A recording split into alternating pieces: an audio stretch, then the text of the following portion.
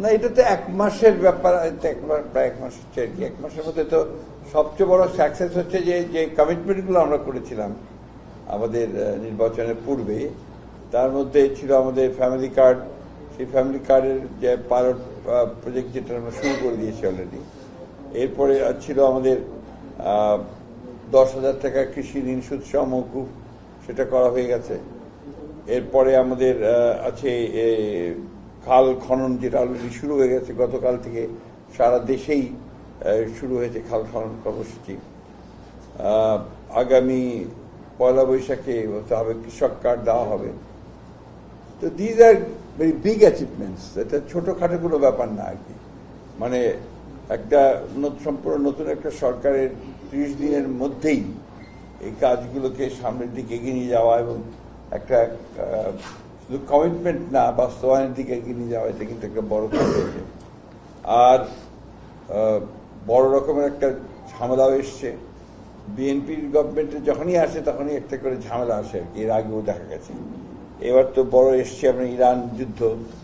এই যুদ্ধের ফলে যে আপনার তেলের দামটা বেড়ে গিয়ে তো একটা বড় রকমের সমস্যা তৈরি হয়েছে। বাট আল্লাহর হুকুমে এখন পর্যন্ত কিন্তু খুব বলা যেতে পারে যে যোগ্যতার সঙ্গে এই জিনিসগুলোকে মোকাবেলা করা গেছে, চ্যালেঞ্জগুলো মোকাবেলা করা গেছে। তার মধ্যে সবচেয়ে বড় হচ্ছে যে তেলের দাম এখনো বাড়েনি। তেল নিয়ে কোনো রকম বড় রকমের কোনো স্ক্যান্ডাল তৈরি হয়নি এই বিষয়ে। তারপরে সবচেয়ে বড় একটা হচ্ছে এবার আপনার গার্মেন্টস ফ্যাক্টরিগুলোতে আপনার বেতন না দেওয়ার ঝামেলা নিয়ে যেসব ঝামেলা হয়, সেই সমস্ত ঝামেলা কিন্তু এবার হয়নি, কারণ আগাম ব্যবস্থা নেওয়া হয়েছিল সবগুলোতে। আজকে একটা দুর্ঘটনা ঘটেছে, সেটা সম্পূর্ণ দুর্ঘটনাই। সেটা হচ্ছে রেলওয়েতে সান্তাহারে একটা ট্রেন অ্যাক্সিডেন্ট হয়েছে, যাতে করে 3 জন আপনার আহত হয়েছেন, যেটা আপনার লাইনচ্যুত হয়েছে। তো এটাও বোধহয় কয়েক ঘন্টা লাগবে না, আরো খুব দ্রুতই এটাকে সামলে উঠতে পারবে। তো আমি ওভারঅল জিনিসটাকে এখন সাকসেসই দেখছি, এবং আমি মনে করি যে আমাদের যেটা মূল কাজগুলো আর কি, আমাদের পার্লামেন্ট শুরু হয়ে গেছে। পার্লামেন্টেও আপনার খুব চমৎকারভাবে প্রথম দিন শেষ হয়েছে, পরের দিনও শুরু হয়েছে। তাতে করে আপনার যে 135টা আপনার যে অর্ডিন্যান্স হয়েছিল, সেগুলো প্লেস করা হয়েছে ফর রাটিফিকেশন। কমিটিগুলো করা হয়েছে পার্লামেন্টের কাজ অনুযায়ী। তো দিজ আর গুড অ্যাচিভমেন্টস।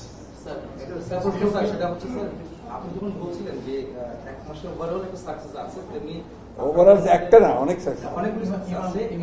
তারপরে ইমামদেরকে টাকা দেওয়া হয়েছে, 5,000 টাকা ইমাম, পুরোহিত, এটাও দেওয়া হয়েছে।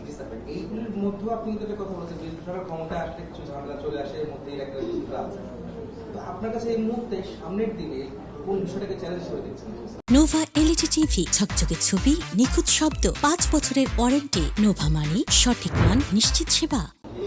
চ্যালেঞ্জটা সবচেয়ে বড় চ্যালেঞ্জ আমি মনে করি, economy is the greatest challenge আর কি। অর্থনীতিকে আপনার একেবারে সুস্থ করে ফেলা, সঠিক রাস্তায় নিয়ে আসা, এটাকেই হচ্ছে আমাদের সবচেয়ে বড় চ্যালেঞ্জ। ওটা নিয়ে কাজ শুরু হয়েছে। আপনারা জানেন যে আপনার গভর্নর চেঞ্জ হয়েছে, এবং যার ফলে আপনার যে নীতি যেটা ফলো করা হচ্ছিল অর্থনীতি, সেটাকে আপনার কিছুটা পরিবর্তন হয়েছে। আমাদের ছোট ছোট ব্যবসায়ীরা লোন পেতে শুরু করেছেন, ইকোনমিক অ্যাক্টিভিটিসগুলো বাড়তে শুরু করেছে। এটা একটা বড় রকমের পরিবর্তন বলে আমি মনে করি আর কি। মানে যখনই আপনার ছোট ব্যবসায়ীরা কাজ করতে পারবে এবং তারা ব্যবসা বাণিজ্য করতে পারবে এবং সাধারণ মানুষজন কিনতে পারবে, তাদের ক্রয় ক্ষমতা বাড়বে, তখন ইকোনমিক অ্যাক্টিভিটিস বাড়বে। বাংলাদেশের সবচেয়ে বড় অ্যাডভান্টেজ হচ্ছে বাংলাদেশের জনসংখ্যা। এটা একটা বড় জনসংখ্যা, এবং সেটাই কিন্তু ইকোনমিটাকে বাড়িয়ে দেয়। 1 টাকা করে খরচ করলেও আপনার প্রতিদিন আপনার প্রায় 20 কোটি টাকা খরচ হবে। আমি একজন বলছি যে একটা কথা বলছি আর কি। তো এই ধরনের একটা ইকোনমি কিন্তু আপনার বড় ইকোনমি দিন দিন প্রসারিত হচ্ছে এবং হবেও বটে। আর যদি সঠিকভাবে থাকে, গভর্নেন্স ঠিক মতো থাকে, তাহলে নিশ্চয়ই আরো ভালো করবে।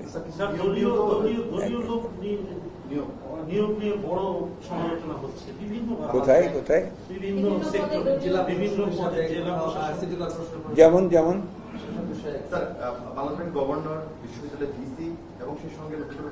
সমালোচনা তো থাকবেই। আপনার শোনেন, এখন গভর্নমেন্ট, যখন পলিটিক্যাল গভর্নমেন্ট তার নিজস্ব পলিটিক্যাল দৃষ্টিভঙ্গিতে নিয়োগগুলো হবে। এটা তো এমন না যে আপনার মুহূর্তের মধ্যে সমস্ত ফেরেস্তা নিয়ে আসবে, যে যত দ্য বেস্ট পসিবল যাদেরকে মনে হয়েছে তাদেরকে দেওয়া হয়েছে। আর যেহেতু দলীয় সরকার কিছু তো দলীয় লোক তো থাকবেই, এটাকে আপনার সমালোচনা হতে পারে, আমরা সমালোচনা হবে না তা বলছি না, কিন্তু এটা নিয়ে আমরা খুব একটা উদ্বিগ্ন নই।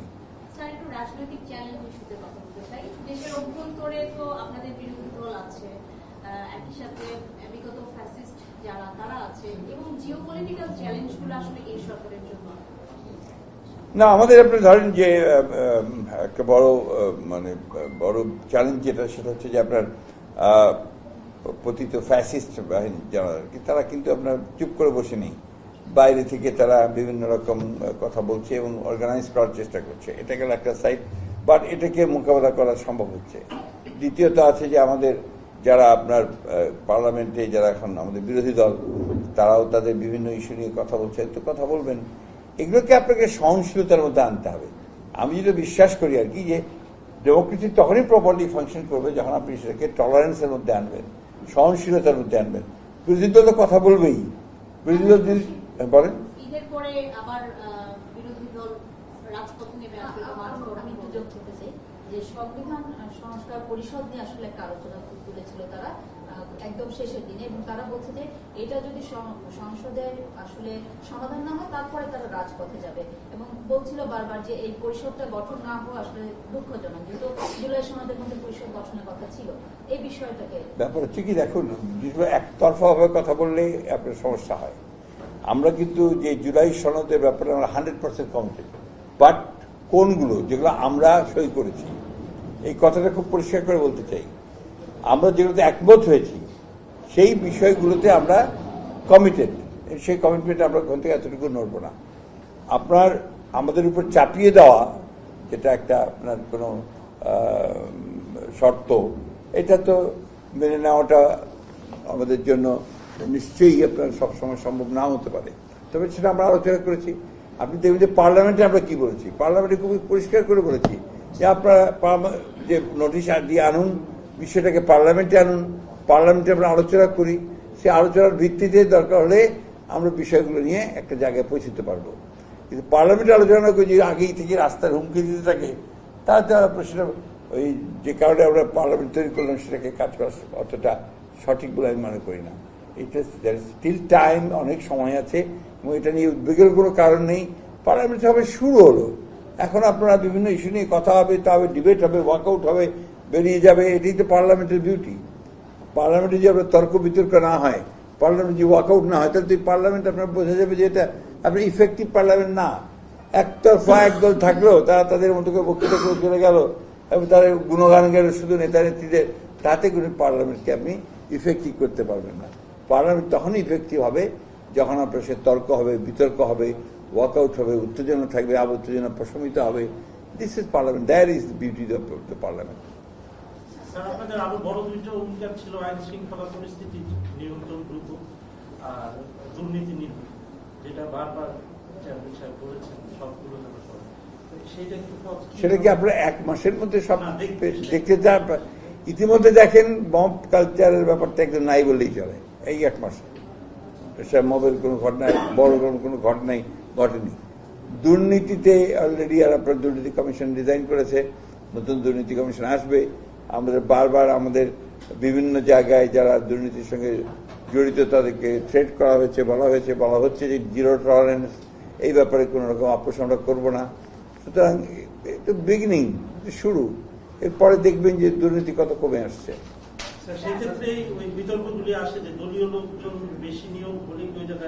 এগুলো তো আমাদের ধারণা, পারসেপশন আমাদের, তাই না? অতীতে দেখেছি যে দলীয় লোক আসলেই আওয়ামী লীগ আসছে, আমরা তো সেটা নাও করতে পারি। যেখানে দলীয় লোকগুলো আসবে, আমাদের ট্র্যাক রেকর্ড তো অতটা খারাপ না, আমাদের ট্র্যাক রেকর্ড ভালোই আছে। আর যারা এসছেন, ইউনিভার্সিটির ভাইস চ্যান্সেলর যারা এসছেন, পরীক্ষিত লোক, তারা অত্যন্ত আপনার একাডেমিক্যালি তারা অত্যন্ত যোগ্য, প্রশাসনিক দিক দিয়ে যোগ্য, কোনো দিক থেকে আমি তো অসুবিধা দেখি না। স্যার, আপনি যেটা বলছিলেন যে এক মাসেই সরকারের সবচেয়ে সফলতাগুলো হচ্ছে যে আপনারা যে কমিটমেন্টগুলো করেছিলেন সেগুলো কাজ শুরু করেছে। একইভাবে এগুলো ধারাবাহিকভাবে করাও কিন্তু একটা চ্যালেঞ্জ। সেই ক্ষেত্রে যে মধ্যপ্রাচ্য যুদ্ধ এবং এর আগের সময়গুলোতে আমরা দেখেছি যে আপনিও সবসময় বলেছেন যে অর্থনৈতিকভাবে ভঙ্গুর অবস্থা, রিজার্ভ নিয়ে নানা প্রশ্ন রয়েছে। সেই ক্ষেত্রে এই যে অর্থনৈতিক চ্যালেঞ্জ এবং সেই চ্যালেঞ্জটাকে সামনে রেখে আপনাদের যে এই এত এত জনবান্ধব যে প্রজেক্টগুলো, সেগুলো কন্টিনিউ করা একটা বড় চ্যালেঞ্জ। এগুলো তো আমরা হোমওয়ার্ক আগেই করেছি, নট দ্যাট যে আমরা এটাকে আমরা একটা পপুলিস্ট একটা স্লোগান দিয়ে নেমে গেছি তা না। আমরা এগুলোর হোমওয়ার্ক করেছি, কোথা থেকে টাকা আসবে, কিভাবে আসবে, তার ফান্ড কিভাবে আপনার সঞ্চয় করা হবে, আপনার রেভিনিউ আসবে, এগুলো সমস্ত হোমওয়ার্ক করা হয়েছে। হোমওয়ার্ক করেই আমরা নেমেছি এবং আমরা অত্যন্ত আত্মবিশ্বাসী যে আমাদের এই প্রজেক্টগুলো করতে আমাদের কোনো রকমের কোনো আর্থিক সমস্যার সমাধান করবো না আমরা। সরকার হওয়ার পরে বিএনপি দল এবং সরকার অনেকটা এক হয়ে গেছে, তো দলের কার্যক্রম কবে থেকে শুরু হবে? দলের কাউন্সিলিং না, দলের কার্যক্রম তো চলছে, ছোটখাটো কার্যক্রম আমাদের চলছে, যেগুলো এক মাসের মধ্যে তো সরকার গঠন করতে একটু টাইম লাগছে। সরকার যারা দলের লোক তারা সরকারে চলে গেছেন অনেকেই, বেশিরভাগ, ফলে সেই জায়গাগুলো একটু সময় লাগবে। এটা বিচ্ছিন্ন ব্যাপার না, এটা আলাদা করে দেখা যাবে না।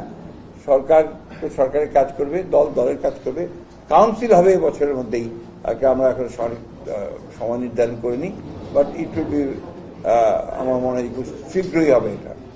স্যার একটা প্রশ্ন স্যার, সেটা হচ্ছে আপনি স্থানীয় ব্যাপার মধ্যে কবে নাগাদ স্থানীয় নির্বাচন করতে যাচ্ছেন, বিশেষ করে সিটি কর্পোরেশন নির্বাচনে আপনার সিটি কর্পোরেশনের তো প্রশাসক বসেছে, সেখানে আপনাদের প্রস্তুতি কি, আপনার মন্ত্রণালয়ের প্রস্তুতি কি?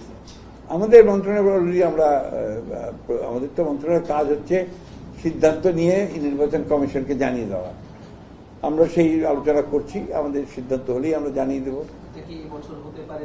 এবছর তো বটেই, নিঃসন্দেহে বছরে। এটা তো এই মুহূর্তে না, আপনাকে সময় নির্দিষ্ট করে বলতে পারবো না, কিন্তু এই বছরই হবে এবং যত দ্রুত সম্ভব করা হবে। স্যার, আমার একটা প্রশ্ন আছে। আমরা দেখেছি গত 17 বছর আসলে যে সরকার ছিল তারা বিভিন্ন প্রতিষ্ঠানের উপরে কি করেছে, সবাই আসলে দেখেছে প্রতিষ্ঠানগুলো আসলে ভালোভাবে কাজ করতে পারেনি এবং বেশিরভাগ জায়গায় যে অর্থনৈতিক বিভিন্ন রিপোর্ট আমরা দেখেছি। আপনারা যখন ক্ষমতায় বসলেন, এখন আসলে প্রতিষ্ঠানগুলোর বাস্তবিক চিত্র কেমন? না, নিশ্চয়ই প্রতিষ্ঠানগুলো খুব ভালো অবস্থায় নেই। এই প্রতিষ্ঠানগুলো তার নিজের জায়গায় ফিরিয়ে নিয়ে আসা, ইনস্টিটিউশনগুলোকে ডেভেলপ করা, এটাই তো আমাদের কাজ। আমরা বারবার করে বলেছি যে আমরা ধ্বংসপ্রাপ্ত প্রতিষ্ঠানগুলোকে আমরা তৈরি করতে চাই, এটা হচ্ছে আমাদের প্রধান কাজ। সেই জন্যই আপনি দেখবেন যে অনেকগুলো পরিবর্তন আনা হচ্ছে বিভিন্ন জায়গায়, নট অনলি অফিসিয়ালস, তার স্ট্রাকচারের মধ্যে পরিবর্তন আনা হচ্ছে, বিভিন্নভাবে সে ব্যবস্থা নেওয়া হচ্ছে। এবং আপনারা দেখবেন যে কতগুলো জায়গায় আমরা এমন নিয়োগ দিয়েছি যে নিয়োগ প্রথম দিকে অবাক লাগবে যে এটা কেন দেওয়া হলো, কিন্তু তার দেখা যাবে যে এগুলোর পেছনে যে কারণটা আছে সেটা হচ্ছে যোগ্য মানুষ এবং অত্যন্ত সৎ মানুষ, তাদেরকে এগুলোতে নিয়ে আসা হয়েছে। যেমন আমার মিনিস্ট্রি সেক্রেটারি, উনি হচ্ছেন একজন অনেকদিন আগে রিটায়ার করা একজন ইঞ্জিনিয়ার মানুষ, চিফ ইঞ্জিনিয়ার ছিলেন আপনার এলজিডি, তাকে দেওয়া হয়েছে আপনার এলজিডি মিনিস্ট্রি সেক্রেটারি হিসেবে। আমরা অত্যন্ত আশাবাদী যে তিনি তখনও অত্যন্ত এফিসিয়েন্টলি কাজ করেছেন, এখনও তিনি এফিসিয়েন্টলি এই কাজগুলো করতে পারবেন, ইনস্টিটিউশনগুলোকে দাঁড় করাতে পারবেন। ঠিক একইভাবে আপনার বিভিন্ন মন্ত্রণালয়ে, বিভিন্ন প্রতিষ্ঠানে এই ধরনের মানুষকেই আপনার সামনে আনা হবে যারা যোগ্যতার সঙ্গে কাজ করতে পারবে।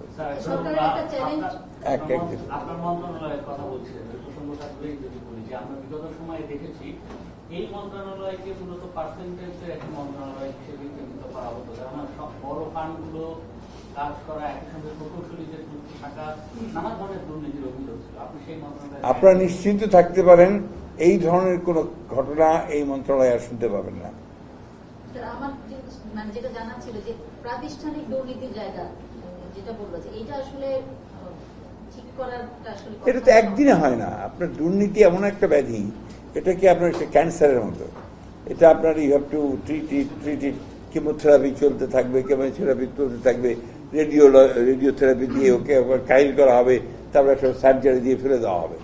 তো this is the way you move.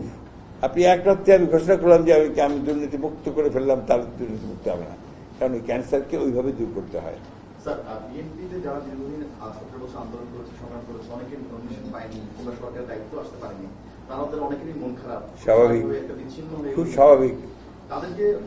বিচ্ছিন্ন কেউ হয়নি, আমরা সবাইকেই আমরা হয় আপনার রাজনৈতিক দলের সঙ্গে, সরকারের সঙ্গে, জনগণের সঙ্গে আমরা সম্পৃক্ত করবো, এ ব্যাপারে আপনারা নিশ্চিত থাকেন। স্যার, আপনি কিছুক্ষণ আগে বলছিলেন যে যোগ্যদেরকেই পদায়ন করা হয়েছে, এই যোগ্যতার ভিত্তি কি? আমরা জগন্নাথ বিশ্ববিদ্যালয়ে একজন ভিসিকে দেখেছি, যিনি জগন্নাথ বিশ্ববিদ্যালয়ের ভিসি থেকে যুবলীগের সেক্রেটারি সভাপতি হতে চেয়েছিলেন। এখনো যারা পদায়ন হচ্ছে তাদের কি ভিত্তি করে? যেমন ঢাকা বিশ্ববিদ্যালয় ভিসিকে নিয়োগ দেওয়া হয়েছে, তিনি মির্জা আব্বাসের স্লোগান দিয়েছে, এটাই কি ভিত্তি নাকি অন্য কিছু? আপনি এই জিনিসগুলোকে এইভাবে দেখলে ভুল করবেন। ঢাকা বিশ্ববিদ্যালয়ের ভিসি যাকে করা হয়েছে তার একাডেমিক ক্যারিয়ারটা দেখেছেন আপনি? All along first class, third class হয়নি। তো আপনার আওয়ামী লীগ আমলের মতো থার্ড ক্লাস পাওয়ার লোককে ভিসি দেওয়া হয়নি, এখন দেওয়া হয়েছে অল অ্যালং ফার্স্ট ক্লাস। যার যোগ্যতা আছে এবং পিএইচডি করেছে অত্যন্ত ভালো ইউনিভার্সিটিতে বলেই তাকে দেওয়া হয়েছে, এবং তিনি কিছুদিন একটা ইউনিভার্সিটি চালিয়ে এসছেন। 1.5 বছর তিনি ওপেন ইউনিভার্সিটিতে তিনি ভাইস চ্যান্সেলর পদ চালিয়ে এসছেন। সুতরাং আপনি কোনো মতেই ওইটার সময়কার সঙ্গে এই সময়কে তুলনা করতে পারেন না।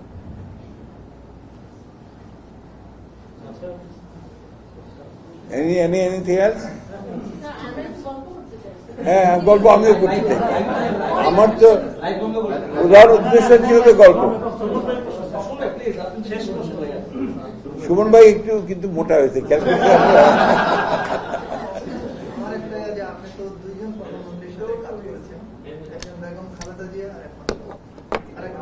আমি কিন্তু 3 জনকেই দেখেছি আপনাকে। প্রেসিডেন্ট জিয়াউর রহমানকে অ্যাজ প্রেসিডেন্ট দেখেছি, not as a minister but as private secretary to A deputy prime minister. এরপর আমি দেখেছি আপনার বেগম খালেদা জিয়াকে তার মন্ত্রী হয়ে, আর এখন দেখছি আবার আমাদের বর্তমান প্রধানমন্ত্রীকে তার ক্যাবিনেটের মন্ত্রী হিসেবে। আপনার প্রশ্নটা বলেন এখন। এই 3 জনের ভিতরে আপনার খুব ডাইনামিক কাকে বলে? এটা এক কথাই বলি, আপনার প্রত্যেকটা মানুষ, প্রত্যেকটা নেতা তার নিজের নিজের স্বকীয়তায় উজ্জ্বল। এটা আপনার স্বাতন্ত্র্য শখ প্রত্যেকের আছে। প্রেসিডেন্ট জিয়াউর রহমান সাহেব ছিলেন একজন, তার একটা ভিন্ন আপনার অ্যাপিল ছিল জনগণের কাছে, মানুষের কাছে, সকলের কাছে। বেগম জিয়ার ছিল আরেক রকম। আর আমাদের বর্তমান যিনি প্রধানমন্ত্রী একেবারে নতুন, কিন্তু তার যে গতি দেখছি আমি, সেই গতিটা আমি অত্যন্ত আশাবাদী। আমি দেখছি যে তিনি ছুটছেন, এই 1 মাসের মধ্যে তিনি প্রচন্ড রকমের একটা, বলা যায় যে তার ভেতরে একটা আর্জ কাজ করছে, তার ভেতরে একটা কাজ করার একটা স্প্রিয়াজ কাজ করছে, তার ভেতরে একটা কিছু কাজ করছে যেটাকে তাড়িয়ে নিয়ে বেড়াচ্ছে, যে কাজ করতে হবে, আমার কাজ করতে হবে, জনগণের জন্য কাজ করতে হবে। এই বিষয়গুলো কিন্তু আপনার আমি দেখতে পাচ্ছি। সুতরাং আপনি কারোর সাথে কারো তুলনা করা এই মুহূর্তে তো যাবেই না, কারণ ওনার 1 মাসের কাজ আর ওনাদের এক একজনের এক এক রকমের কাজ, তাই না? স্যার, এবার আপনারা যে ক্যাবিনেট করলেন, সেই ক্যাবিনেটে যারা প্রথমবার এমপি হলো তারা বড় বড় মন্ত্রণালয় দায়িত্ব পেল।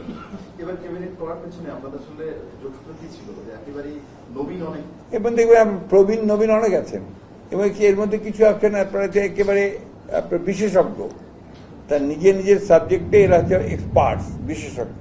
1 জন 2 জন 3 জন না, বেশ কয়েকজন। তাদের যথেষ্ট দক্ষতা আছে তাদের সাবজেক্টের উপরে, যে মন্ত্রণালয়ে তারা কাজ করছেন তার উপরে, এবং এদের আপনার বিদেশে ট্রেনিং আছে, বিদেশে কাজ করার আছে। এরকম মন্ত্রী টন্ত্রী আমাদের কয়েকজনই আছেন। ইয়াং জেনারেশন, ভেরি আপনার জাইল জেনারেশন আছে। এরপরে আপনার যারা কষ্ট করেছেন, জেলে গেছেন, গুম থেকেছেন, এমন মানুষও আছে। সুতরাং এটা একটা চমৎকার একটা ভার্সেটাইল একটা আপনার ক্যাবিনেট আমার কাছে মনে হয়। ভার্সেটাইল। হ্যাঁ, এটা এখনই বলা যাবে না, আমরা পার্টিতে সিদ্ধান্ত হবে, সেভাবে আমরা ব্যবস্থা নেব। স্যার, আমরা দেখলাম যে প্রকৃত সরকার মানে আওয়ামী লীগ তো আসলে তাদের রাজনৈতিক কার্যক্রম নিষিদ্ধ, তো কিছু কিছু জায়গায় তাদের আবার কার্যক্রম শুরু হচ্ছে, বা দেখা যাচ্ছে যে তাদের নেতাদের বিভিন্ন জায়গায় শুরু হচ্ছে না, এরা হঠাৎ হঠাৎ করে বেরিয়ে আসে আর কি। এগুলোকে খুব বেশি গুরুত্ব দেওয়ার কিছু আছে বলে আমি মনে করি না আর কি। তারপর থেকে আপনি পলিটিক্সটাকে চলতে দেন, আমি যেটা মনে করি। Let politics move in its own way, let democracy move in its own way. এইভাবে আপনার বিচ্ছিন্নভাবে কোনো কিছুকে দেখে রাজনীতিকে বন্ধ করে, আপনার গণতন্ত্রকে আটকে দিয়ে, পথ বন্ধ করে দিয়ে, তাহলে হবে কি আপনার এটাকে ডিফর্মড একটা হবে। লেট ইট মুভ, ওয়ার্ক, কাজ করুক না। আওয়ামী লীগ এখন যেহেতু আপনার তার কার্যক্রম নিষিদ্ধ আছে, কাজ বন্ধ হচ্ছে, বন্ধ থাকবে। বাকিরা যারা আছে তারা কাজ করবে, করছেও। আওয়ামী লীগ তো চেষ্টা করবেই তারা কিছু কিছু কাজ করছে, তা কিন্তু লাভ তো হচ্ছে। পিপুল তাদেরকে রিজেক্ট করেছে, পিপুল রিজেক্ট করে দিয়েছে একদম আপনার। তাই না? আপনাদের সরকারের বিরুদ্ধে তো যারা বিরোধী দল তারা অভিযোগ করছে আপনারা আওয়ামী লীগকে নানা জায়গায় পুনর্বাসন করার চেষ্টা করছেন। অভিযোগ তো করবেই ভাই, এতে বিভিন্ন রকম তাদের মতামত তারা বলবে, তারা সেভাবে করবে, এগুলো তো কোনো প্রমাণ নেই। কথার কথা তো বলা যায়, দায়িত্বশীল কথাবার্তা নিয়ে বলাই ভালো। স্যার একটা বিষয় জানতে চাই স্যার, যদিও জানি আপনি হয়তো উত্তর নাও দিতে পারেন, সেটা হচ্ছে যে সবাই আশঙ্কা বা ধারণা করছে যখন সরকার নির্বাচিত হয়, প্রধানমন্ত্রী হন, অনেক দেশ থেকে শুভেচ্ছা আসে, অভ্যর্থনা আসে বা এই বিষয়গুলি থাকে, সফরের আমন্ত্রণও জানানো। সেক্ষেত্রে প্রধানমন্ত্রী কোন দিকে যাচ্ছেন, কোন দেশে আগে যাচ্ছেন, সেটা নিয়ে বেশ আলোচনা চলছে স্যার। শোনেন, আপনাদের কাজ আলোচনা করা, লেখা, আর আপনারা আমরা যেটা আপনাদের কাছ থেকে আশা করি দায়িত্বশীল লেখাটা, এটা আশা করি আপনাদের কাছ থেকে। আপনারা লিখবেন তো, আপনাদের স্বাধীনতা অবশ্যই আছে। এখনই তো এই সঙ্গে বড় কোনো সুযোগে আসেনি। তবে আমাদের ঘোষিত নীতি যেটা, we are friends to all, সবাই আমাদের বন্ধু। আমরা কোনো পক্ষে বিপক্ষে, আমরা ছোট দেশ, আমরা আমাদের মতো করে আমাদের স্বার্থকে রক্ষা করে আমাদের যেটা স্বার্থ সেইভাবে আমরা এগোতে চাই, এবং এতে আপনার যে কোনো দেশেই আমাদের বন্ধু। অন্তর্বর্তীকালে সরকার যখন ক্ষমতা এসেছিল তারা বলছিল মুখ খুলে সমালোচনা করুন, এরপরে অনেকে মুখ খুলে সমালোচনা করতে গিয়ে জেলও গেল। বিএনপি সরকারের অবস্থান কি আসলে বিএনপি সরকারকে নিয়ে সমালোচনা? ব্যাপার হচ্ছে এই মুহূর্তে তো আপনি ধরেন, আপনি নিশ্চয়ই লক্ষ্য করছেন যে আপনারা যা খুশি লিখছেন, সমালোচনা করছেন তো হচ্ছে তো। এখন পর্যন্ত তো সেই ধরনের কোনো ঘটনা ঘটেনি যাতে আমরা বলতে পারেন যে আমরা নেগেটিভ কোনো কাজ করছি। আর এত অল্প সময় বোধহয় বলার কিছু আসেও না, সময়ও পাওয়া যায় না, তাই না? হ্যাঁ, কেন আমার তথ্যমন্ত্রী তো প্রত্যেকদিন বলতেছেন এর কথা, যে আমরা সমস্ত খোলা, আমরা সমস্ত ওয়েলকাম করবো, কারো চাপ সৃষ্টি করা হবে না। তা আমরা তো ওইটাই আমাদের নীতি প্রথম থেকে। আপনারা নিরপেক্ষভাবে দেখবেন, সিন্স জিয়া রহমান's টাইম, আপনারা আগে থেকেই দেখবেন যে শেখ মুজিবুর রহমান সাহেবের সময় দেখবেন যে বিএনপি যখন ক্ষমতায় এসছে সবচেয়ে বেশি স্বাধীনতা ভোগ করেছে কিন্তু মিডিয়া। এটা অস্বীকার করার কোনো উপায় নেই। সবচেয়ে বড় জিনিস যেগুলো অনেকে বলতে চায় না, আপনারা যে শেখ মুজিবুর সাহেবের আমলে তারা আপনার সমস্ত পত্রিকা বন্ধ করে দিলেন, মাত্র 4টা পত্রিকা রাখলেন আর সব বন্ধ, তাও ওটা চলো সরকারি নিয়ন্ত্রণের মধ্যে দিয়ে। অসংখ্য সাংবাদিক সেদিন আপনার বেকার হয়ে গিয়েছিল, পত্রিকাই নেই তো থেকে, তাই না? দেখেন মজার ব্যাপার হচ্ছে এই কথাগুলো অনেকে বলে না, মনে করতে চায় না, বাট ওটা একটা টার্নিং পয়েন্ট ছিল। কিন্তু ওটা আপনার আমাদের সংবাদপত্রের স্বাধীনতার মধ্যে একটা টার্নিং পয়েন্ট ছিল। একেবারেই আমরা পুরোপুরি ভাবে একটা ক্লোজড একটা মিডিয়ার মধ্যে গিয়ে পড়লাম, একটা আপনার যেটাকে আমরা বলি যে অটোক্রেসি শুধু নয়, একটা একেবারে একদলীয় শাসন ব্যবস্থায় গিয়ে পড়লাম। তো এটার সমালোচনা কিন্তু যখন অনেকেই আমরা ঠিক মতো করি না, ভুলে যাই, এবং জিয়া রহমান যেসব খুলে দিয়েছিলেন, সমস্ত পত্রিকা চালু হয়ে গিয়েছিল, এটাও অনেকে বলে না। ওই সময় তিনি প্রমোট করেছিলেন কিভাবে সাংবাদিকদেরকে, প্রমোট করেছিলেন কিভাবে আপনার সংবাদপত্রকে, এই জিনিসগুলো কিন্তু this are very important thing. এগুলো আপনার আমাদের মনে রাখা উচিত আমাদের ইতিহাসের দিক থেকে। 2 নম্বর থেকে আপনার যে পরবর্তীকালে আমরা দেখেছি যে আপনার এরশাদ সাহেবের আমলে পরে ম্যাডাম যখন এসেছেন, একইভাবে আপনার সংবাদপত্রের স্বাধীনতাকে দিয়ে দেওয়া হয়েছে, এবং আপনার বাইরের স্বাধীনতা, চ্যানেলগুলোকে আপনার অনুমতি দেওয়া, চ্যানেলের কাজ করা, এগুলো তখনই হয়েছে। এবং এই জিনিসগুলোকে যদি আপনি কেউ রিসার্চ করে, আমি জানি না আপনাদের মতো এগুলো করে কিনা, যে ধারাবাহিকভাবে আপনার সংবাদপত্রের স্বাধীনতাটা কোন সময়ে খর্ব হয়েছে, কোন সময় বেশি হয়েছে যদি দেখা যায়, তাহলে কিন্তু আমরা দেখবো যে যখনই বিএনপি গভর্নমেন্টে এসছে তখনই সবচেয়ে বেশি সংবাদপত্রের স্বাধীনতা সাংবাদিকরা ভোগ করেছে। বিগত 15 আবার এই আজকে কিন্তু বেশ বড় পড়েছে।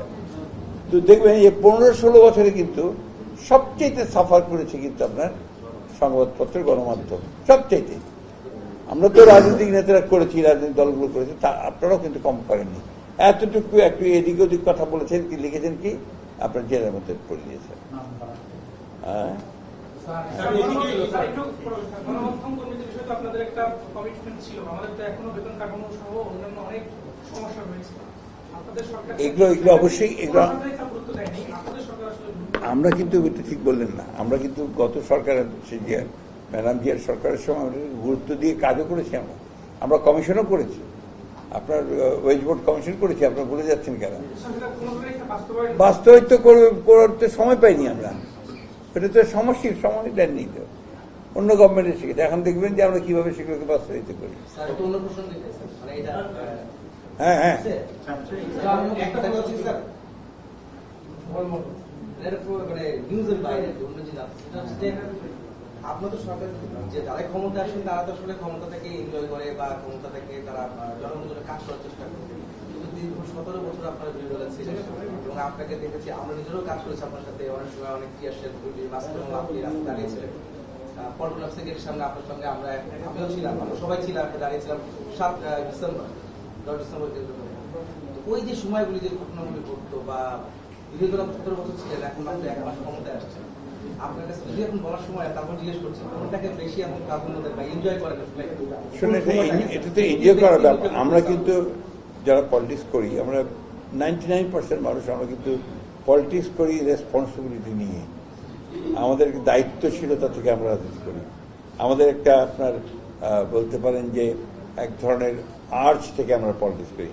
সেই আর্চটা হচ্ছে আমাদের জনগণের সঙ্গে থাকা, জনগণের কাজ করার চেষ্টা করা, জনকল্যাণমুখী কাজগুলো করা। এটা এখন যখন আমাদেরকে অপোজিশন পিটিয়েছে, গভর্নমেন্ট পিটিয়েছে, গভর্নমেন্ট তো আমাদেরকে প্রচুর পিটিয়েছে, আমরা কখনো হাল ছেড়ে দিইনি। আমরা রাস্তায় থেকেছি, কথা বলেছি, আমরা কখনো হাল ছেড়ে দিইনি। মেইন টার্গেট ওয়াজ যে না, আমাদেরকে এদিকে পরাজিত করতে হবে, তাই না? আজকে যখন আপনার জনগণের ভোটে আমরা নির্বাচিত এসেছি, আমাদের টার্গেট কিন্তু জনগণই আছে, যে আমাদেরকে জনগণকে খুশি করতে হবে, উইন দেম ওভার, তাকে ভালোবাসা নিয়ে আমাকে আবার নেক্সট ইলেকশনে যেতে হবে। এই সিস্টেমটা আমরা চালু করতে চাই, যে আপনি যখন সরকারে আছেন আপনি এমনভাবে কাজ করবেন যে জনগণের ভোটে নির্বাচিত হয়ে আবার যেন আপনি আসতে পারেন। আমি বুঝতে পারছি আপনাকে, দ্যাট ইজ ভেরি ইম্পর্টেন্ট। সেক্ষেত্রে ক্যাবিনেটের ক্ষেত্রেও কি পুরস্কার তিরস্কার সবই থাকবে, সবই থাকবে, তা নাহলে তো আপনি এটা হবে না। এটা ওটা সিস্টেমটাই এটা। আপনার যদি আমরা কেউ খারাপ কাজ করি, প্রধানমন্ত্রী will have every right two আপনার আমাদেরকে বাদ দেওয়ার জন্য। অথবা আমরা যদি পুরো ক্যাবিনেটই খারাপ করি, কথা বলছি, তাহলে জনগণের দায়িত্ব থাকবে 5 বছর পর আমাদেরকে বের করে দেওয়া। এই সুযোগে আপনাদের আমি একটা গল্প বলি। সেকেন্ড ওয়ার্ল্ড ওয়ারের পরে আপনার উইনস্টন চার্চিল, যিনি দ্বিতীয় বিশ্বযুদ্ধের হিরো, তিনি হেরে গেলেন ইলেকশনে। ইংল্যান্ডে ইলেকশন হল, ইলেকশনে হেরে গেলেন। তো সাংবাদিকের থেকে জিজ্ঞেস করলো যে এই কেমন ঘটনা ঘটলো। He was the hero of second world war.